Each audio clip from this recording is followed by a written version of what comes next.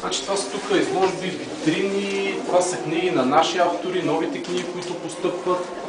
Съответно имаме академично издателство, на което продаваме книгите. Предполагам, че на вас ще ви влизат в употреба доста голяма част от книгите, да започнем от химиите и така нататък. Но нека тук колежката се е подготвила с една кратка така. Един кратък канал да ви разкаже на 2 на 3. Значи ние няма да прекъсваме работата, защото няма как да стане. Заповядайте, влизайте. Заповядайте, кой ме да се притеснявайте? Трябва да се съберем. Къде да се съберем? Тук, защото няма никой. Еми.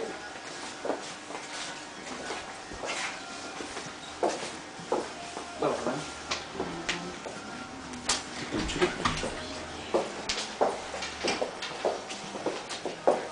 Заповядайте с мен. Влизайте, ако искате, седнайте. Значи ние няма да ви говорим толкова много, защото това ли ще ви е интересно.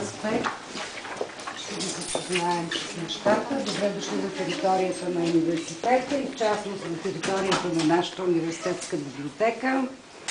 Както виждате, тя е модерна, съвременна европейска библиотека. Аз съм един от работещите в тази библиотека и се казвам Майя Иванова. За мен е удоволствие да ви запозная вкратце с нейното съдържание, нейните възможности, като на първо място ще ви запозная малко с историята, с мисията и така нататък. Ще ме видите, че ще чета.